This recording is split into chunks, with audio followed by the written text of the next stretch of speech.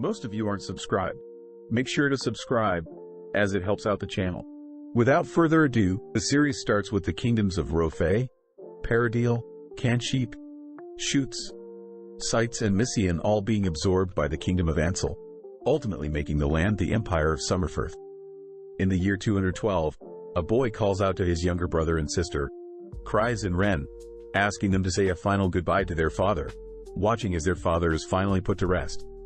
Revealed to be Lord Ars, Ars sheds a tear, all whilst placing a flower on the burial as a final goodbye, turning to face the crowd, only to declare that he'll be in charge of the Leuven house moving forward. Flashing back, we see an everyday business worker working his boring 9-to-5, getting ready for work one day, only to suffer a heart attack. Upon waking up, our MC is confused to see a lady admiring his looks, confused as to where he is. Spotting a flying dog, our MC learns the lady is his mother, spotting his child like a reflection in a metal tray.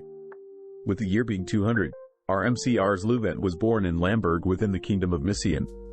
As 3 years pass by, a maid brings Ars some tea. Shocked to see the 3-year-old Ars is already capable of reading and writing. Ars narrates how he has a general idea of the overall Summerfirth's empire structure, noting how it's quite different to Earth. With the world being filled with magic, Ars reveals that his Leuven family is a noble household, owners of various houses within the land of Lamberg. As Ars walks around his mansion, Ars is grateful to have so many maids and cooks serve them, revealing that he has a skill that no one else has. With Ars sitting in on the house's nights sparring, Ars spots 2 men dueling, using his secret appraisal skill on Malay Crystal, noting how Milias would be better off wielding a bow. Seeing Malay unable to keep up with his training partner, Ars asks if Milias has ever wielded a bow. But Milias states that it's not manly to fight from afar. Using his adorable looks, Ars convinces Milias to give the bow a go, but upon drawing the bow for the first time, Milias is able to flawlessly hit the center of his targets. With the other knights praising Milias for his newfound talent, the knights wonder how Ars knew Milias would be good with a bow. But Ars is forced to lie, knowing that his skill is too rare to reveal, sad that he can't appraise his own skills. That night as Ars joins his family for dinner, Ars' father, Raven Leuven, praises Ars for discovering Milias' bow skills, prompting Ars to scan his father's stats. Amazed that his father is capable of defeating 10 men at once with his martial arts skills coupled with his outrageous prowess stat. Getting serious, Raven tells Ars that he wants Ars to continue training this instinct of his, as one day he'll inherit his father's wealth. With Ars continuing to read up and learn about the Empire, Ars realizes that the whole Empire is corrupt, with peasants beginning to fight back. Luckily, nobles have been able to temporarily keep the peasants busy, but eventually the disorganized Empire will be overrun with war. Fearing the horrors of war, Ars knows that with his appraisal skill, he'll be able to help out the less fortunate, suddenly running off somewhere. As Ars heads through town, Ars is greeted by all the kind villagers, who Ars begins appraising, in hopes of finding someone talented. Sadly, after exhausting his skill, Ars' eyes begin to grow tired, sitting down to rest. Just then, a man is seen being thrown out of a store, deemed Malkans by the villagers, as they are people that swam across the sea to enter the Empire. Knowing that most Malkans end up becoming slaves, Ars gives the man a piece of bread, appraising the man's stats, shocked that Reitz Muses has no flaws in his stats. As Reitz thanks Ars for the food, Reitz attempts to leave, but Ars simply follows Reitz to a nearby alley, asking Reitz to become his retainer. Believing Ars is joking, Reitz is shocked to see Ars offer him such an important job. Reitz wonders how Ars knows so much about a person he's just met. With Ars dancing around the question, Reitz fears that he'll get Ars into trouble, attempting to leave once more, but Ars lures Reitz back in with the promise of rare and delicious meals. As Reitz sits at the same table as Ars is sad to see that the discrimination against Malkans runs deep, as the mansion's maids and chefs refuse to serve Reitz any pleasant meals. Annoyed, Ars moves closer to Reitz, ordering the maids and chefs to treat Reitz with respect, prompting Reitz to begin indulging in the delicious meals. Ars learns that Reitz originally belonged to a group of mercenaries, but sadly most of the members had passed away, and ever since then Reitz didn't have any luck finding any jobs. With one of the butlers asking Reitz to leave, Ars intervenes, stating that he wants Reitz as his retainer, telling Raven about Reitz. Ars' father flat out refuses to allow Reitz to serve Ars, stating that Malkans have never been heard of wielding skills that can rival nor surpass Summerfordians. Sad to see that his father also discriminates against Malkans, Ars asks that his father simply test Reitz, convincing his father to test Reitz himself. Ars' father states that if Reitz passes, Reitz will start off as a soldier for their family, pleasing Ars. But Ars' father coldly declares that he'll be dueling Reitz for their test. Nervous, Ars reveals that Reitz is only 14 years old, compared to his father that has years of combat experience, but Ars' father reassures Reitz that he'll be given a handicap. As Reitz agrees to the duel, they all follow Raven through the mansion, but Reitz asks why Ars is so persistent on his retainer. Upon hearing that Ars doesn't care about Reitz being a Malkan, Reitz is shocked to hear that Ars needs Reitz by his side for the future, promising to do his best. With everyone heading to the training area, several knights help prepare practice swords and an hourglass, only for Raven to announce that Reitz will win if he lands a single blow within the allotted time. With Ars revealing that his father Raven is by far the strongest within their land, Reitz and Raven begin their duel, prompting Raven to dash forward only for Reitz to barely avoid, having sensed Raven's murderous intent. Reitz is amazed at Raven's speed and power, forced to defend each consecutive strike. But at the same time the knights remark how Raven, even when holding back, dominates the knights, but Reitz seems to be holding his own. Sadly at that moment, Reitz is caught off guard, struck to the ground, but seeing Ars still having hope in him, Reitz gets back up, glaring at Raven. Dashing forward, Reitz slips under Raven's initial slash, using a nearby window to temporarily blind Raven, only to cleave his sword at Raven from above. Sadly, Raven is able to flawlessly block the blow, but announces that the duel is over, revealing that Reitz had cut some of Raven's hair. With everyone amazed, Raven promises to recruit Reitz as a knight, amazed that Ars had once again discovered someone very talented. Raven admits that he had feared Ars would have trouble navigating the world, but is excited to see what Ars will become in the future, jokingly suggesting Ars aim for the Emperor. With the existing knights accepting Reitz as their own, we cut to Reitz all suited up, reporting that he has begun taking up chores around the house. Reitz reiterates his gratitude for Ars, promising to spend his life serving Ars. With several months passing by, Reitz is seen helping out across the mansion, helping move things around, continuing to spar with the mansion's knights, and has even begun studying. In no time, Ars had noticed that Reitz's ingenuity had risen to 89, making Reitz loved by everyone in the household within the domain, especially the maids. As Ars and Reitz studies together, Ars recaps that the continent had originally been split into 7 kingdoms, but since the kingdom of Ansel had access to other continents, it eventually overtook the entire continent, hence the birth of the Empire Summerfirth. It's revealed that the king Anathas Bidoras ultimately claimed the throne for the empire, and began his rule 203 years ago. Reitz adds that the Summerfirth Empire is slowly crumbling, as the current sovereign, Bidoras VII, is only 8 years old, and is being influenced by his corrupt retainers. It's due to this corruption that several areas had begun to revolt against the empire, something Ars knows about since his father Raven had to be dispatched to deal with. Fearing that things may escalate, Ars reasons that he needs to gather more powerful and trusted allies quickly. But Ars asks Reitz where he thinks the next revolt may occur. Reitz states that he believes the Mysian province is the most likely location, adding that the current governor, Amador Salamakaya, is old and destined to pass away.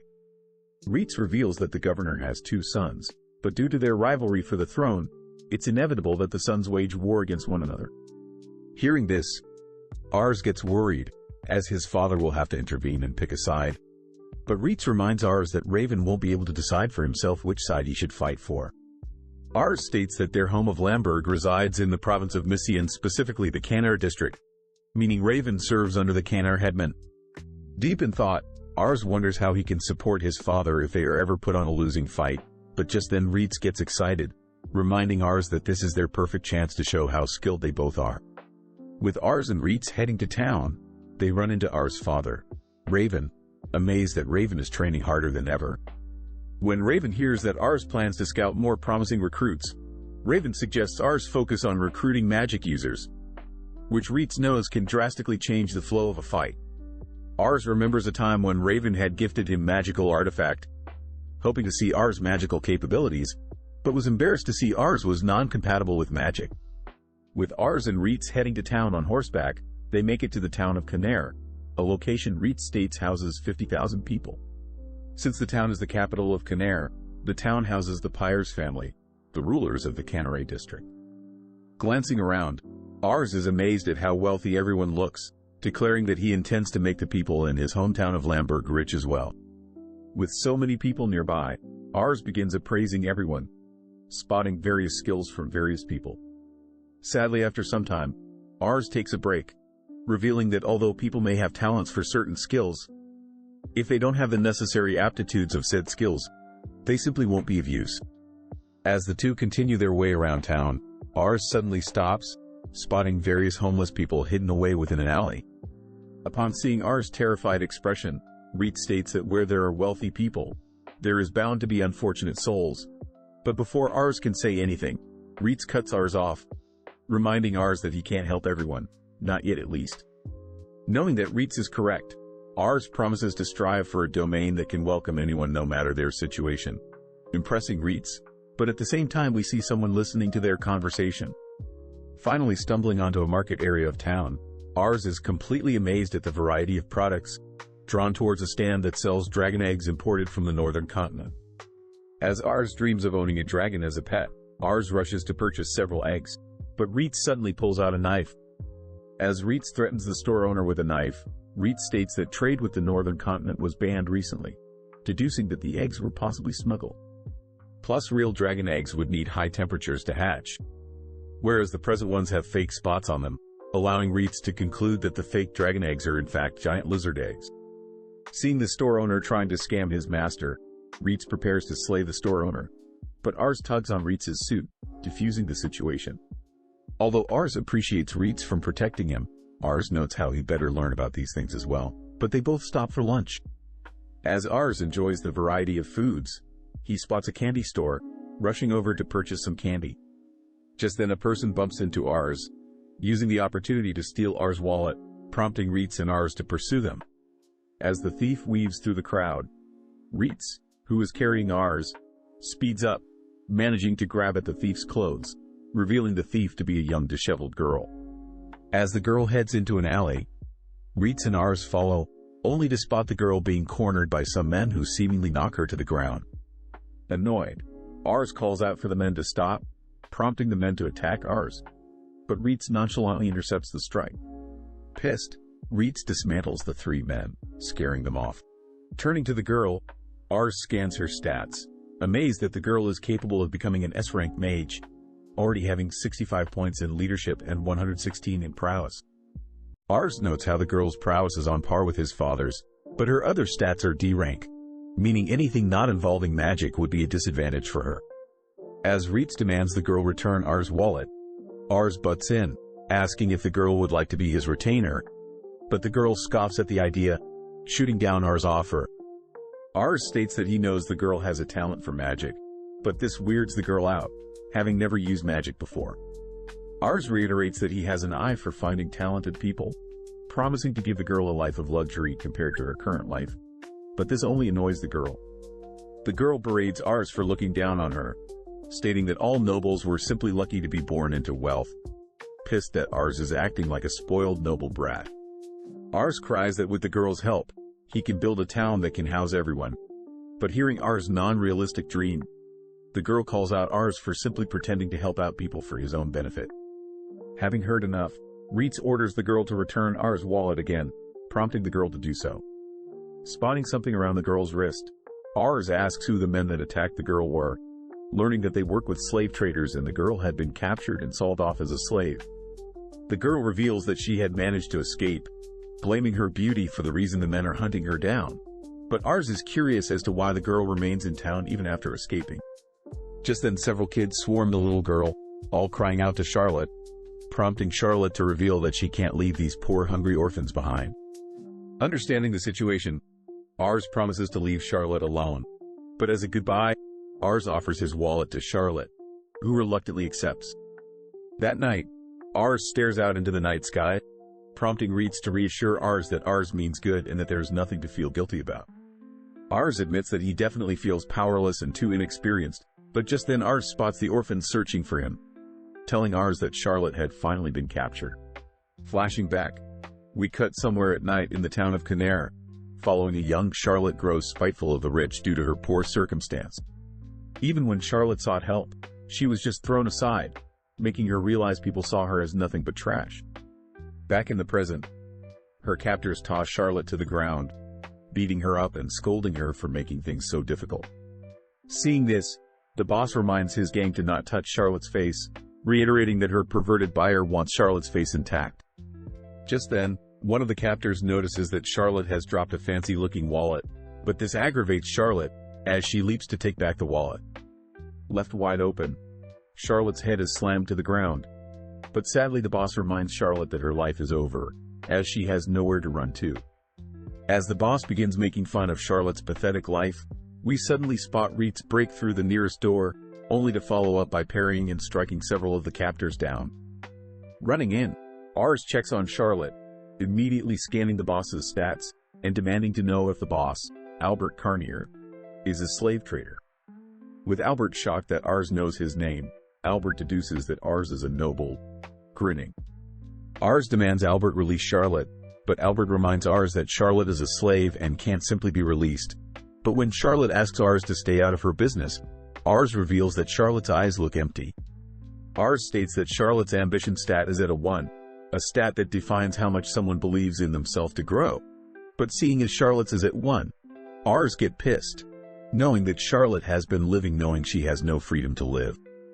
Hearing Ars's words, Charlotte narrates how she can't remember the last time she cried, stating that her life was decided from the day she was born, but in order to survive she needed to ignore her circumstances and steal.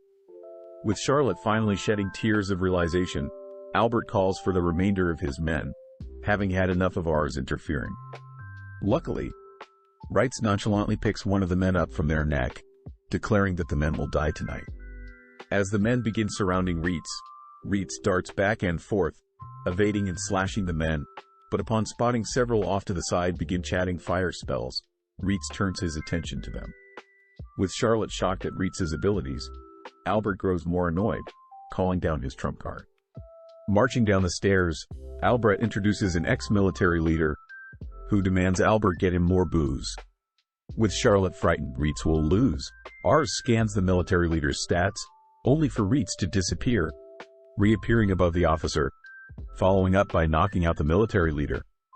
With Albert completely defeated, he desperately reminds Ars that slave trading is legal in town, prompting Ars to offer to purchase Charlotte. When Albert stubbornly refuses, Reitz states that they will be taking Charlotte regardless, meaning Ars is being nice and protecting Albert's reputation.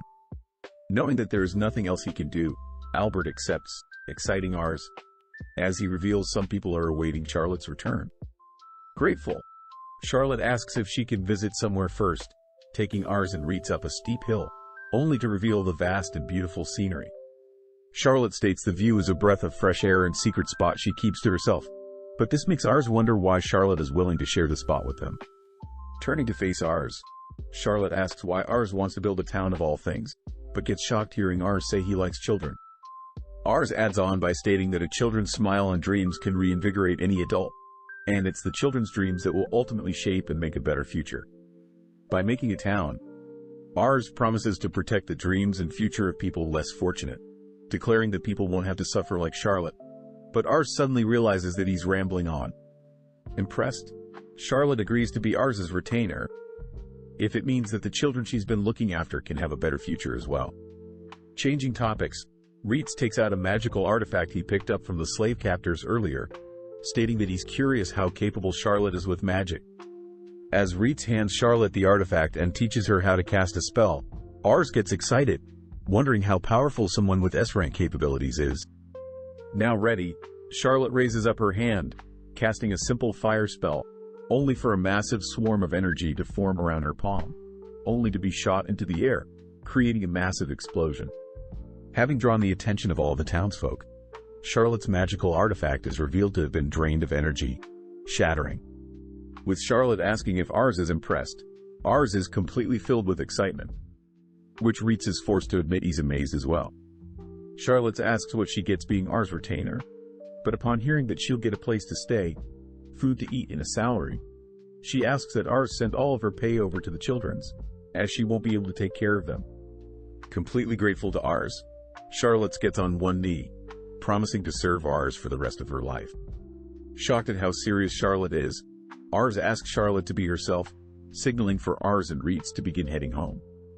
Remembering that she took Ars' money, Charlotte apologizes, but Ars tells Charlotte it was his decision, beginning to head down the mountain first. As Charlotte thinks about what Ars's future entails, we cut to Charlotte saying her final goodbye to the children she's been taking care of, all whilst Ars wonders if he can really make a great city. Knowing that he can only take it one step at a time, the three begin riding back, stopping to have a quick snack break where Reitz scolds Charlotte for eating so manically, but Charlotte could care less, taking a quick nap. Upon arriving back home, Raven refuses to accept Charlotte as Ars' retainer, but upon showing off her magic prowess, Raven changes his mind, immediately welcoming Charlotte as Ars' retainer. In the year of 206, Ars greets his father who has returned from helping solve land disputes in the neighboring province of Sites. Happy to see everyone is alright and Raven was victorious, Raven acknowledges that Charlotte was the star of the show, having grown so much in only 3 years. Having easily wiped out the enemies with her powerful magic, Charlotte ultimately gained the title of Leuven's Lady of Flames, and her increase in stats ultimately gave rise to a greater mage corps for their family's army. Just then, Ars' mother greets Raven, showing Ars' new twin siblings, Kreese and Ren, to Raven. As Raven admires Kreese and Ren, Ars notes how his siblings will be vital to him in the future, but just then Reitz informs Ars that there may be more talented hunter candidates Ars can recruit.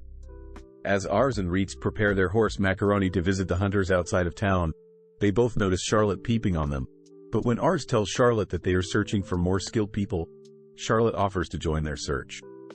As the three ride the same horse, Ars feels quite cramped, all whilst Charlotte complains about their slow pace, but Reitz says it's Charlotte weighing everyone down, for not being to ride a horse of her own. Snapping back, Charlotte points out her weight and Ars combined still isn't as heavy as Reitz, asking Reitz to get off and run behind them. Scolding Charlotte for suggesting such things, they both begin arguing who's closer to Ars, but out of nowhere a boar runs across their path, only for a stray arrow to appear, instantly slaying the boar. As two hunters approach the boar, they nonchalantly talk about their number of hunts each, but they suddenly spot Ars and his party, running over to see if everyone is okay. Scanning their stats, Ars is amazed to see the hunters have prowess of 67 and 65, with the older brother Grottos having a rank potential for infantry whereas the younger brother Marcus has a rank potential for archery. As the brothers take everyone back home, they are shocked to be served such delectable food, apologizing for barging in on their home. As Charlotte begins digging in, Reitz asks to Charlotte learn some table manners, but getting down to topic, the brother's father asks what Ars is doing here. Ars reveals that he would like to recruit Marcus and Grottos for their family's armies, exciting the three men, as their family will get the honor to fight for their country. The father compliments Ars' mature attitude, revealing that his youngest son Rosal isn't as mature as Ars. Curious as to who this Rosal is, a tiny hand suddenly reaches for some bread, quickly retreating back into his room, but suddenly his father calls out for Rosal to properly greet Ars. As Rosal struggles to muster out some words, Ars notes the low stats, but upon seeing that Rosal has the potential to grow his ingenuity stat to 109, Ars chokes on his beverage, knowing that no one would be able to boast a higher stat. Since Rosal is still young, it makes sense for Rosal to have such underdeveloped stats, but knowing that he needs Rosal, Ars asks if Rosal would like to be his retainer. Shocked at the suggestion, Rosal begins fearing what Ars and the others will have him do. Rosal cries that he doesn't want to leave, locking himself in his room. The father apologizes for Rosal's behavior, revealing that Rosal's mother passed away 2 years ago, believing it to be the cause of Rosal being so underdeveloped. As normal hunters his age would be chopping down wood and training with a bow. When Rosal's father says he doesn't want Rosal to fight like the other two brothers, Ars corrects the father, stating that Rosal will be trained as a strategist, something Rosal's father isn't so opposed to. As Ars enters Rosal's room, Ars apologizes for scaring Rosal earlier, asking if Rosal likes to read books. When Ars learns that Rosal is reading the only book his mother used to read for him, Ars feels sad for Rosal, seeing Rosal admit that he's aware he isn't as talented as others. But taking this opportunity, Ars offers Rosal to visit his home's library, promising that nothing will happen to Rosal. Hearing such a tempting offer, Rosal accepts, but as Ars gets closer, Rosal states that he wants his brothers to come along as well. As everyone enters through R's mansion, Rosal is frightened of the mansion's dog, but R states that Charlotte will show the two older brothers around, revealing that Charlotte is the leader of their mage corps.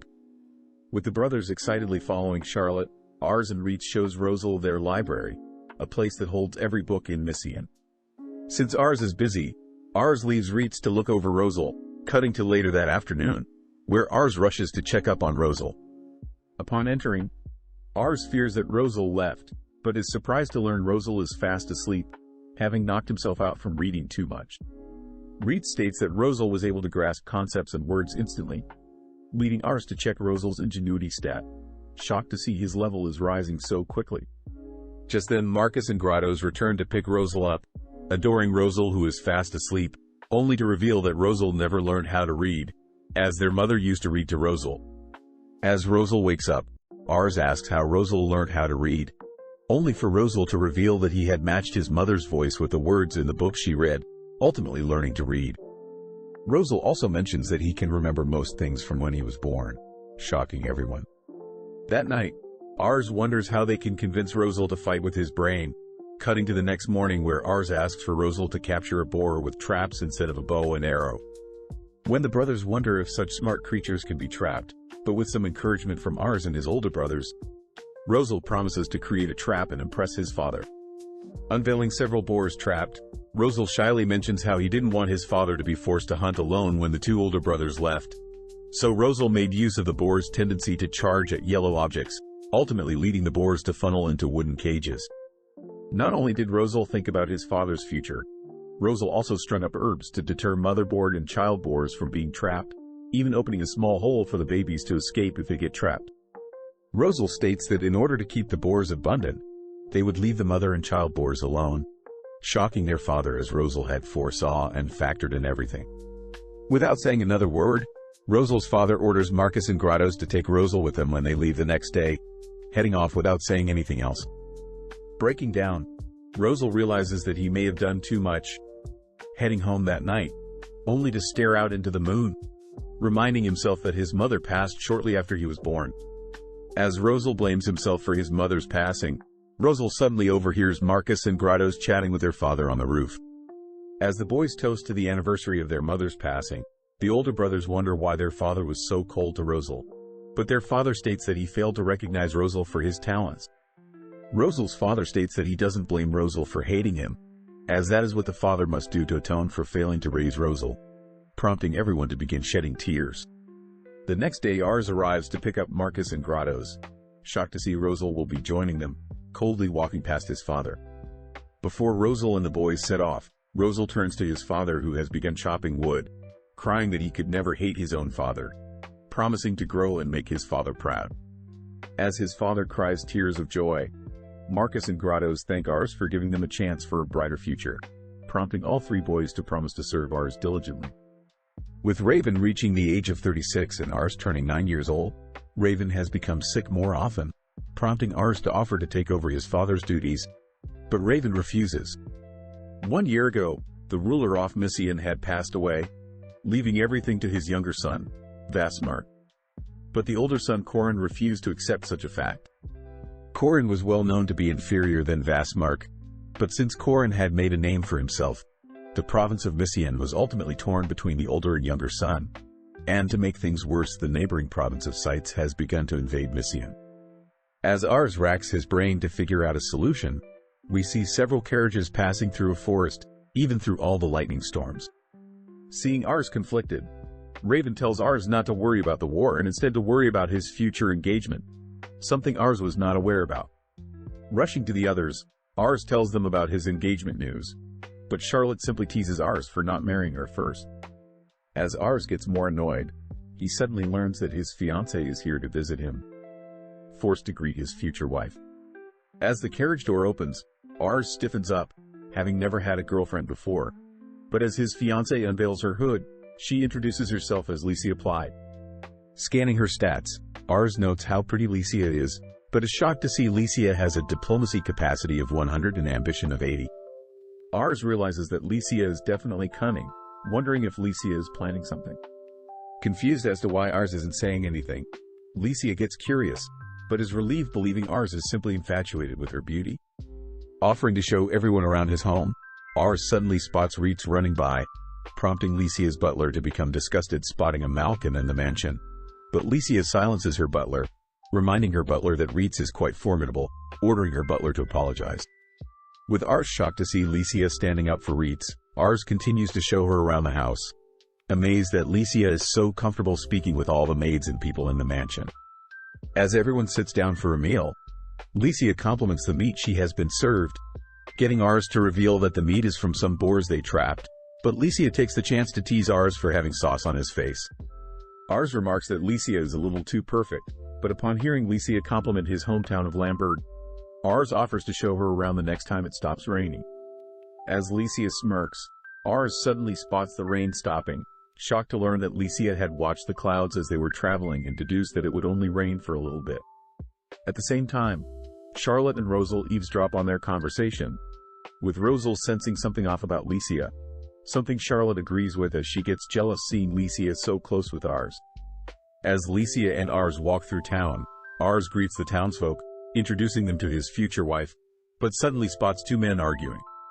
Running to see the commotion, only to learn that one of the customers had ordered flame magistone, but the shopkeeper instead sold the customer sound magistone. Ars fears that if he isn't able to resolve the issue, Licia will consider Ars useless, but just then Charlotte appears, threatening to men to settle down or else she'll blow everything up.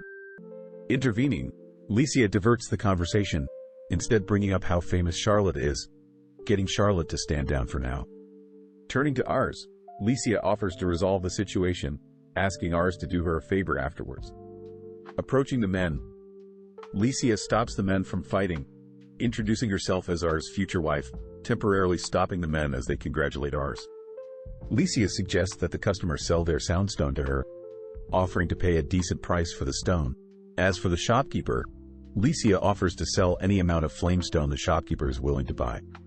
Licia also mentions how everything was Ars' idea, prompting both men to thank Ars, promising to use contracts next time. But Ars can't be more amazed at how smart Licia is. As the sun begins to set, Ars apologizes for having Licia follow him around town, but just then Charlotte butts in, praising Licia for earlier, but Charlotte still doesn't accept Licia as Ars' future wife. With Ars and Licia now alone, Licia cashes in on that favor Ars gave her, asking what type of girl Ars truly liked. Completely caught off guard, Ars wonders what Licia is scheming, but knows that since Licia is far more smarter than him, Ars chooses to answer truthfully. Ars cries that he wants to marry someone that is truthful and honest, but without saying another word, Licia and Ars head home, leading to later that night where Licia has dinner with everyone, followed by Charlotte putting on a magic show, only for everyone to head to bed. Since Licia is staying the night, Ars heads to bed early knowing that he'll have to entertain her tomorrow as well, but as he sits on his bed, he realizes that Licia had been waiting for him. Stopping Ars for screaming, Licia states that she wants to have an honest conversation with Ars, prompting Ars to serve up some tea. As Ars asks what Licia wants to talk about, Licia asks once again what Ars thinks of her, revealing that she has a knack of detecting what people think of her with a single glance, coupled with the ability to put people at ease with a few minutes of conversation. But Licia had noticed that Ars only grew more suspicious of her, the more time they spent together, wondering why Ars is so scared of her. Ars realizes that he had made Licia feel so sad all this time, choosing to reveal his appraisal eye that allowed him to see Licia's outrageous diplomacy and ambition stat.